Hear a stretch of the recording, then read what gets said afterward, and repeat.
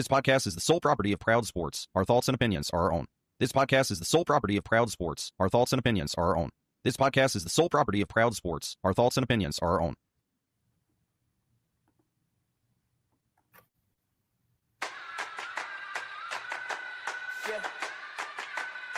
They say I walk like a king, talk like a king.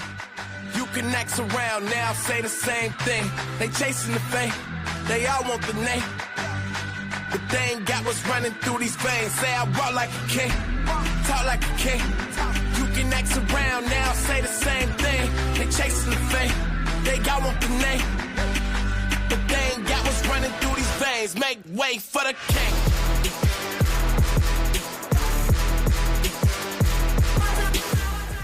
It's a special edition of a Proud Panthers podcast, and I'm Stephen Beck. Thank you for joining us. If it's your first time, if you haven't been with us, this is a podcast all about High Point University basketball.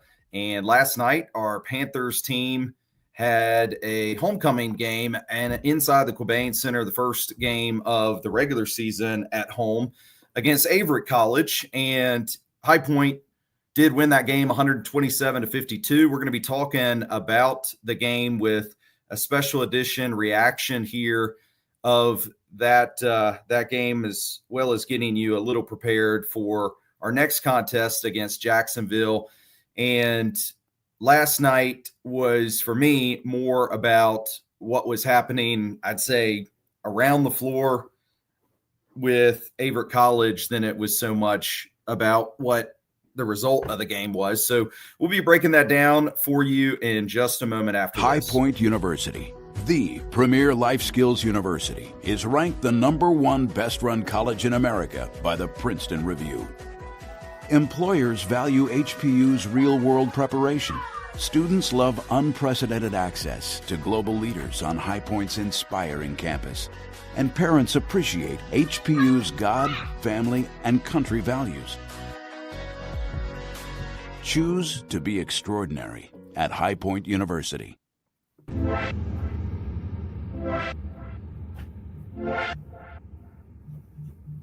What? Unless you're calling me. We had to go through the front door. Color report. Ow! Anyway, I'm gonna go over. Back with you on the Proud Panthers podcast, a special edition here from my home office. As you can tell, we are trying to break down a little bit of what happened last night. High Point University defeats Averitt College 127-52. And for me, it really ended up being more about how Averitt College played the game, how they went about their business, than it was about what was happening with the results. I am not going to spend tons of time losing sleep over the game. They're a Division III opponent. I understand there's some fans that have already just said, hey, we're moving on, and it's out of sight, out of mind kind of deal. But for me, I still have a lot of pent-up, we'll say, just angst about what happened inside the Quabain Center last night. And it's boiling down to the fact that I am and have been recently just a fan. But I'm also a business owner. I'm somebody that I strive to be a good leader. I am also somebody that's worked in and around High Point University basketball and their program. So I've seen coaches up close. And now, even in the most recent time of doing this podcast, I am seeing Coach Clayman and his staff and how they operate up close. And so I feel as if I look at the coaches, how they operate, how they manage their program, how they're leading their team, probably in a different light than just the common ordinary fan might. The common ordinary fan like last night, you have students that are, after some of the things occurred that we're going to be showing you here in just a second. And if you're with us on our video streams, then you're going to actually catch a good view of what has bothered me a lot.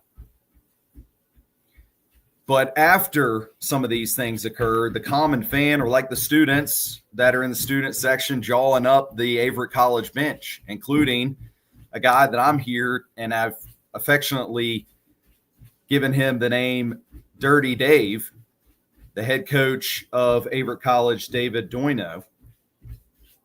They were jawing at him and they were giving him an earful, and that's fan stuff.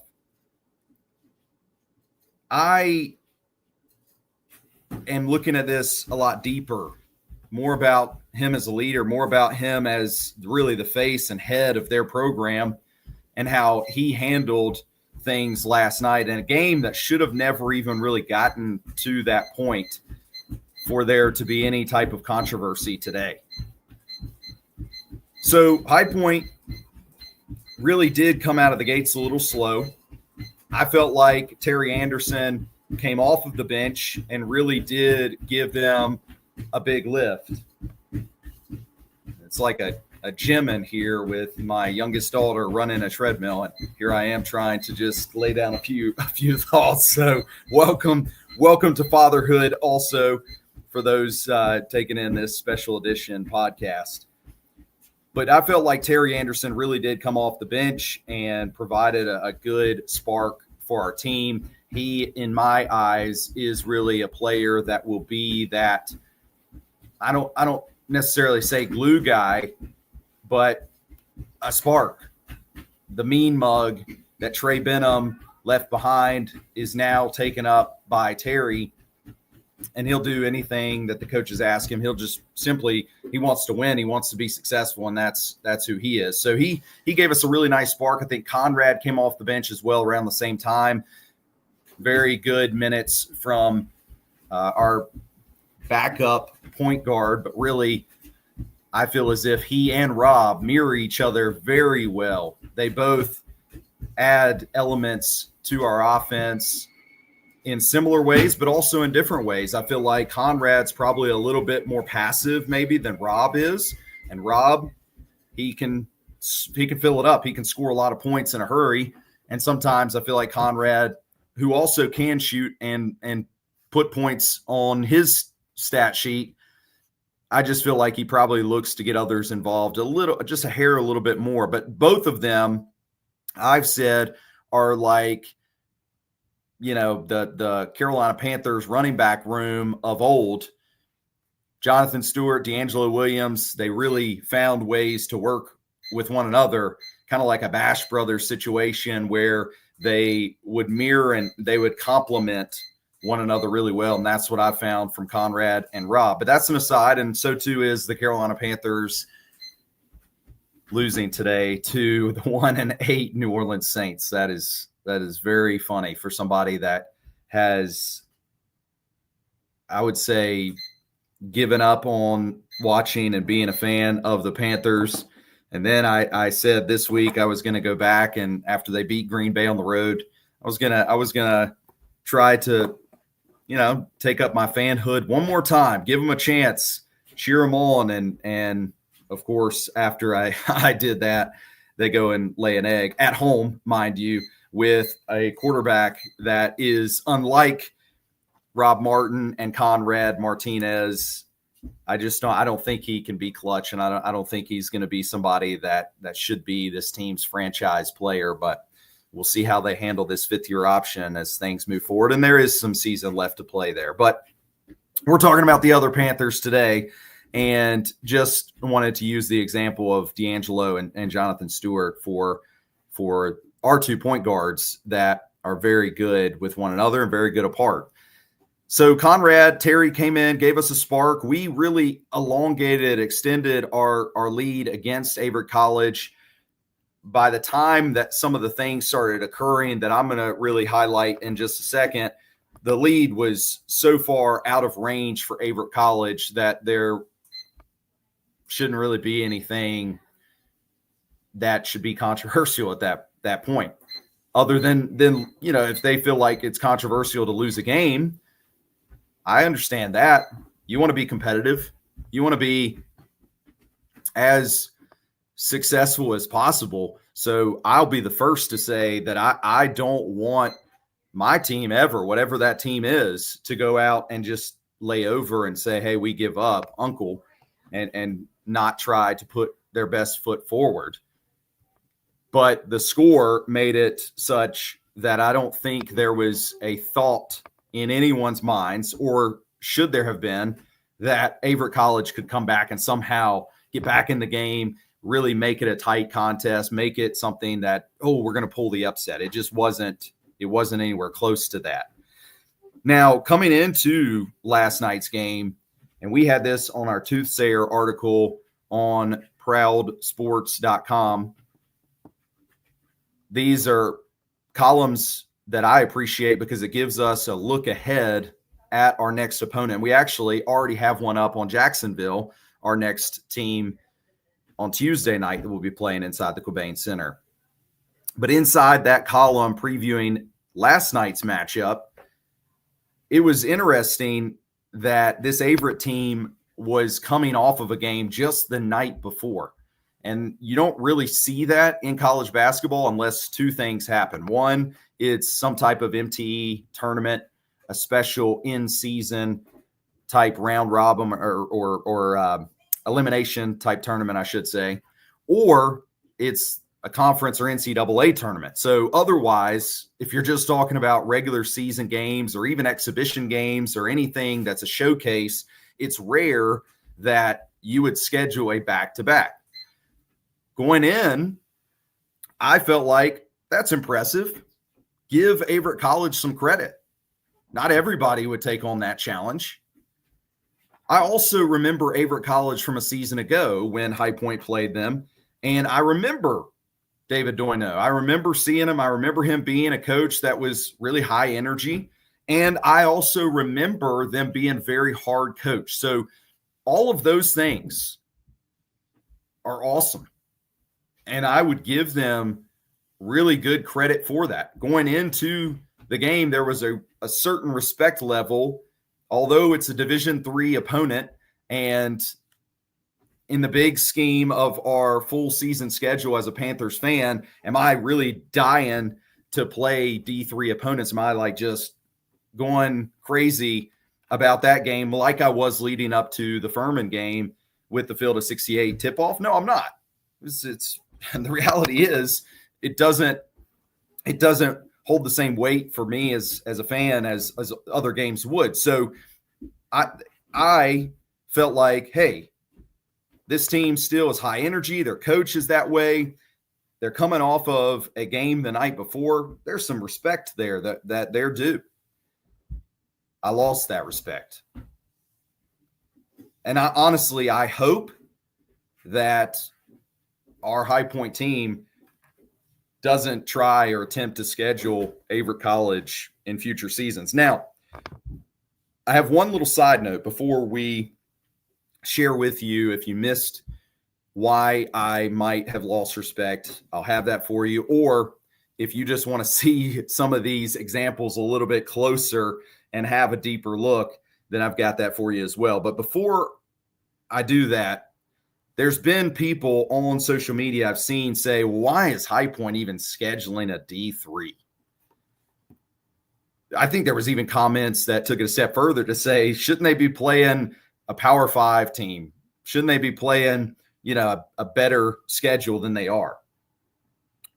Well, for those commentators, they clearly don't follow High Point University very much, number one. And number two, they don't understand the schematics of putting together a schedule in college basketball in 2025, the way that things sit right now. Because I will tell you, High Point for the past 2 seasons has given a lot of effort to putting together a schedule that would be both challenging, but also would be good for their team to prepare them and good for their fans. I think those are really the 3 keys to the coaching staff trying to put together a schedule. Now, under Alan Huss, who's now moved on to Creighton, they reached out to a lot of teams. And I asked that question when I sat down with the athletic director, Dan Hauser. I said, hey, tell us about how, it's been trying to get a better team on our schedule. And he shared just a quick example. I can't remember the team. It may have been Arizona. It was somebody out west. I can tell you that 100%. But the story basically went as this. There's some type of open market out there where teams can put the word out to others that, hey, we're looking for an opponent on this date. And we're willing to pay $60,000 to make that happen. Well, what our High Point program did is they approached that person, that team, that organization, and said, hey, we'll play you. We've got an opening for that date. But, hey, we don't want the $60,000 that you're offering. Instead, give us $30,000 to cover our travel, just our expenses, and we'll come play you. We're ready. It was ghosted. The request was never picked up, never accepted, and that's where High Point basketball has lived. So it's been a challenge to put together a schedule the way that we would really like to do that. Power Fives won't play us. They're scared. That's really what it is. They don't see a benefit in playing a tier 2 type team that could upset them, that could beat them and hurt their chances at somehow getting an outside shot at the NCAA tournament if they don't win their conference tournament. And so we're here scratching and clawing, trying to put together a competitive schedule. Well, you're going to have some games that they're fillers, if you will. And if you're an Averitt College fan, tough. You're a filler. In Division I basketball, that is what you are. And your head coach, David Doino, needs to understand that going into the game, that this is a chance for us, Averitt College, the Cougars, to get better. We're going to face a really tough opponent. We're not far, so the travel hasn't been laborious for us. Let's go out there. Let's give it our full effort, and let's give it our full attention, but realizing that we're going to be outsized, we're going to be outmatched. And, hey, if things are happening and we're firing on all cylinders, maybe we go out and really surprise some people with our play. But once things become out of reach, okay, we understand. Let's still do our best. Let's work as hard as we can. But reality is we're going to be out of this game. We're not going to win it. Now we're just here for ourselves to try to improve as best we can. So the Averitt Cougars, they're a filler game. And when you're also talking about a game scheduled for your homecoming, what do you think that's going to look like? Now, would we like to have that homecoming game be Creighton? Call that a homecoming for the coach in waiting for Alan Huss to come back to High Point, play inside the Cobain Center again? Yeah, that'd be great. I think everybody would. That'd be a tough ticket to get. That'd be an awesome homecoming. It's not going to happen that way a lot of times. So what are you left with? You're going to schedule somebody that we can put on a good show for people that are coming from out of town. They haven't been back in a while. And that's what the Averitt Cougars were supposed to be last night. And it ended up being that way. In the game, I lost my beginning respect for Coach Doino and for his team, his players included. It's not just the coach, it is the players, but a lot of my unhappiness a day later falls on the shoulders of Dirty Dave because he's the leader of these young guys. They're getting older by the day in Division I basketball. I'm not sure how D3 works with eligibility. Maybe there's players there that are 25, 26 years old, but a lot of times these are younger guys, 18 to 21, 22 years old. And so a grown man who is their leader that they're looking up to is supposed to be encouraging them and guiding them in the right ways, not in ways that we saw. So let's start by giving you a look at where all of this began last night. Yes, the Averitt Cougars were playing hard. Yes, High Point was playing hard. The score was already 30-plus margin in favor of the Panthers, and we still have starters in the game trying to, again, let them finish out. This being something that happened in the first half. As you can see, if you're hanging out with us on this special edition of the Proud Panthers podcast, streaming on X and also on YouTube, it's a clear shot. Compliments to a guy named Seth, who, if you are a hardcore Proud Sports fan, you'll know his work. He does a great job with video and obviously with pictures here too. But you'll see our leading scorer from last night, who had 25 points, Cameron Fletcher, going up for what should be a pretty easy breakaway dunk. But what do you see also happening clear as day while Cameron Fletcher is making his play towards the goal?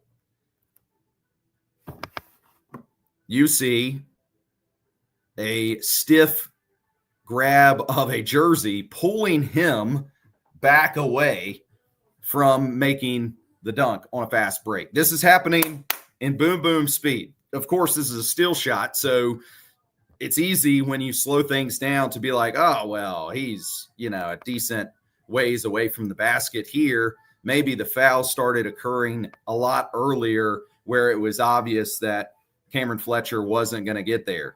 No, this was fast pace on a run out dunk, essentially.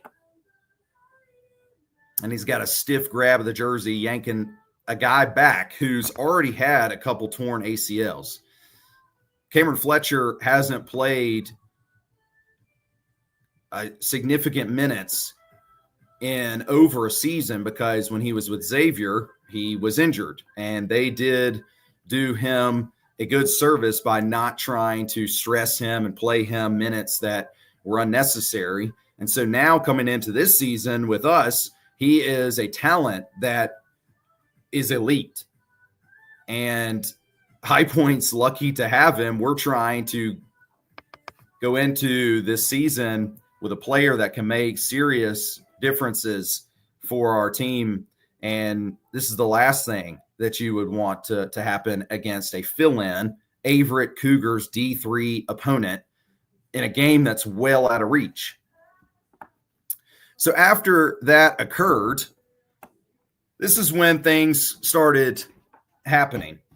And I have a video segment of what did happen, but I feel as if there's things that is hard to see in the video.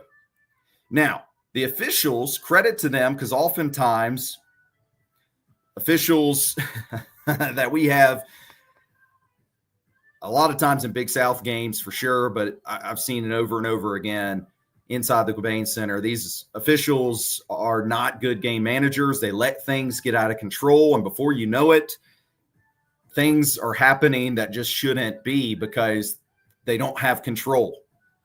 But last night, I'll give them some credit. They whistled that play as an intentional foul. Very clear, intentional. He wasn't making a play on the ball. Cameron Fletcher was in a run out. There was no chance of him stopping that other than what he did, which was grab the jersey, try to yank him out of it backwards. So credit to the officials. They call that a flagrant intentional foul. Now, this is, again, knowing who is going up for that dunk. It's also knowing what the score is, being aware of the game, and it's knowing that you're responsible for your team. If you're head coach Flynn Clayman, you're their leader. In my case, I'm a business owner, and if something's happening with somebody that I work every single day with, and I'm leading and I'm in charge of them, then I'm going to be invested. I'm invested in them in a lot of different ways, and it becomes emotional. As the leader, you're like, hey, this is my guy here. I've worked all summer with Cameron Fletcher. I know his backstory. I know what he's been through. I've got questions now. So Flynn Clayman, our head coach of High Point, took some steps towards the half-court mark, yes, advanced of his coaching box, and went to another adult in the space that should be in charge, Dirty Dave Doino, to ask some questions, to say, hey, what's happening here? What's up with that? That's not necessary. It's not a basketball play. Now we're just looking to hurt people, clearly. It was a question. But David Doino, somebody that is, again, supposed to be an adult, a leader here. No, he didn't approach his player and say, hey, whoa, that was unnecessary. We don't need to play like that. In fact, one of his players tried to bow up on head coach Clayman, tried to approach another coach and take issue with the question. And so this creates a whole situation where now you have other players from both benches feeling the need to get involved, when what should be happening at that moment in time is the head coach of the Averitt Cougars should be coming over to his player that's approaching another coach and say, whoa, you go back to the bench. What are you doing up here? You just yanked some dude's jersey, didn't make a play on the ball. You caused us a flagrant foul there. And that's not how we're going to play this. We're Averitt. Yes, we play hard. We try to do our best in any situation, and we're going to work until the bitter end. But instead, Dirty Dave just starts to go ape all of a sudden. And what's crazy is a day later, and I should have gotten those receipts, a day later, Dirty Dave is now tweeting out to other High Point fans and to people that took video being in the stadium to say, well, I'm just trying to protect my player. When was your player ever in need of protecting? He's the one that approached our head coach. He approached Flynn Clayman. Flynn did not approach that player and act as if I got to take issue with the guy that just grabbed my guy's jersey. No, because he understands the hierarchy here. He understands that, okay, I'm an adult in the room. I'm going to approach another adult that's in charge here. I'm not going to go after the player like some crazy lunatic. But no, Dirty Dave feels like his player needs defending because his player just tried to hurt somebody intentionally. So here is essentially what transpired. Now take it to another level themselves. There may be a further offensive explosion. I mean, who is bowed up here in that situation, and who is probably 10 to 15 yards back towards their bench? It's clear as day. Yes, head coach Clayman had a question. It was, I'm going to go to the other leader, the other team's guy, head coach, Dirty Dave, and I'm going to say, and these are my words, not Coach Clayman's, but I can only imagine it's, hey, whoa, what's up with that? Like, let's not make those plays. It's unnecessary. It's going to get somebody hurt. What are we thinking here? What's up with that? That's essentially what I gathered from watching this play out in real time. Fair question. And the response after that is, now we've got a player who just committed the flagrant intentional foul approaching another coach, an opposing team's coach. That's number one. Number two, you've got a head coach who's supposed to be getting his team in check, supposed to be leading them in the correct ways, to say, hey, what we just did, that's not our brand of basketball. We're not going to look to hurt somebody else.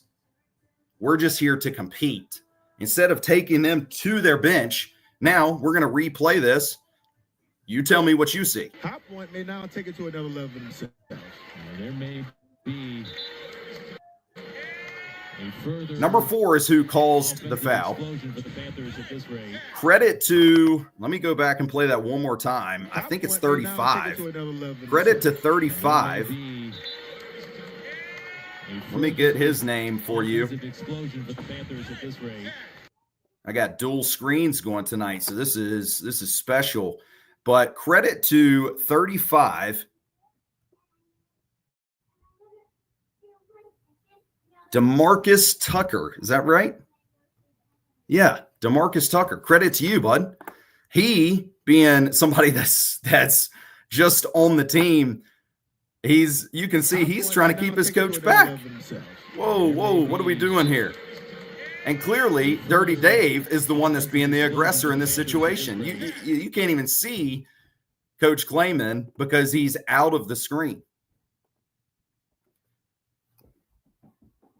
That would have been one scenario where, yes, it got me. I was here at one point in the game, and it got me here. It notched me up. I'm sure that was probably the same case for a lot of fans, but also the coaching staff and our High Point team. But it didn't stop there. That's the problem. Let me give you another example.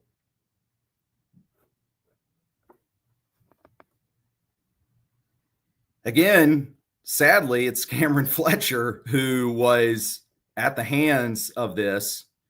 But now you have a player who is trying to undercut somebody.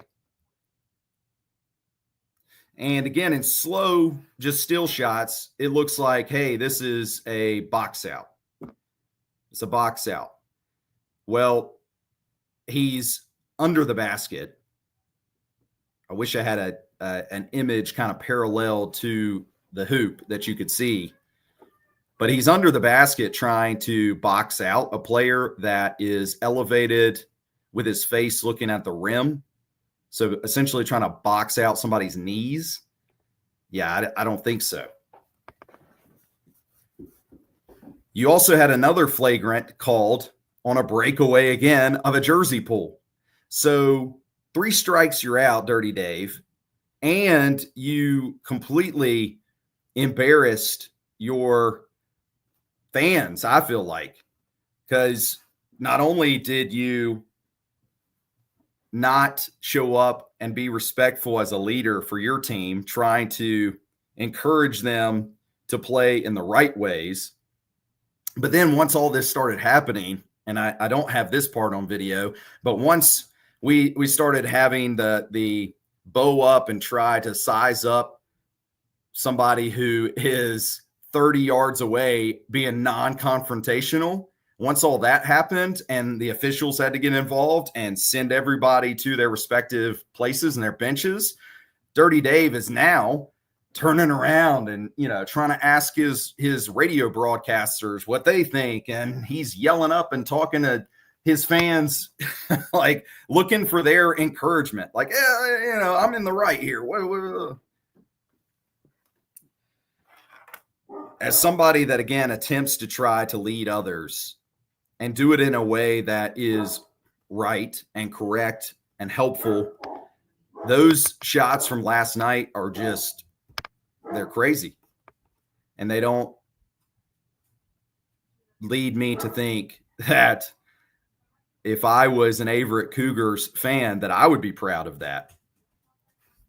I will again say now, because I feel like this is the perfect time to reiterate it, that I hope that our High Point athletic department, whatever coach is in charge of the scheduling, will remember this and say, yeah, we're going to take a hard pass on the Averitt Cougars, because all they're looking to do is try to play dirty, get people hurt.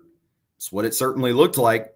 And one of the players, while we're talking of post-game reactions on social media today, said, we weren't trying to get anybody hurt, just trying to play hard until the clock ticks 0. Yeah, I said at the beginning, I know coming into this game and watching the Averitt Cougars a season ago and remembering the coach, they're high energy and they try to work and they're playing hard the entire course of the game. There's nothing wrong with that. I am, again, a proponent of playing that way. And in my book, hustle plays matter.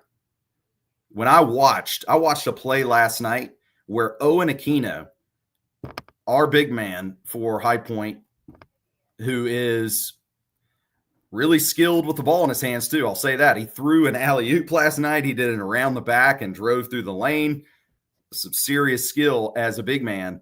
But when I watched him in the second half, again, with this game out of reach, ball loose, rolling towards the scorer's table, about to go out of bounds, and he dives and swipes that thing back in bounds in a game that is against a filler, and we've already won the game before the clock ticks 0, because that's really the way the score was last night. 127-52 if you haven't seen the final score. The most points that we have scored in the Division I era at High Point. Not the biggest win margin, though, so that's kind of crazy. But when I watch that play, that's a hustle play, and I'm all about that. That amps me up just as much as a behind-the-head alley from Rob Martin to an ooping Cameron Fletcher. That's a great play. It's beautiful. I hope it made SportsCenter. I don't know. I don't watch ESPN programming that much anymore, as an aside. But if it didn't, they missed out on a play. That's an awesome play. But I, being somebody that always, when I played the game, had to be a hustle guy, had to be a glue guy, had to be somebody that wasn't just pure at the sport, those type of hustle things, they fire me up. That play, if that was the mentality of the Averitt Cougars last night, I'm all for it. I had the respect going in. But when it becomes clear that your head coach wants to act like an ape, wants to be confrontational when other people aren't, and when your players are having to hold you back, and when everything that gets done incorrectly is a cheer point, and, oh, yeah, we're amped up. This is great. Do it that way again. And it's happening over and over and over. It doesn't take a genius to figure out something's wrong here. I had to speak out on this as somebody, again, that's been around the game at a close level. I have been around this team and our staff this season at a close level to know what type of character these guys have. Dirty Dave doesn't have that type of character in my eyes. I'll tell you that right now. Rant over. Moving on to Jacksonville for our High Point team inside the Quabain Center. A big game for us to really keep pace on what we need to do now that we've had a statement win the first night against Furman, and then this layup against a D3. We got to do some serious work on Tuesday night. We're going to have a special Proud Panthers podcast for you tomorrow. So be sure that you catch it on all the different platforms you can. Thanks for joining us today. And always try to join us as well on ProudSports.com.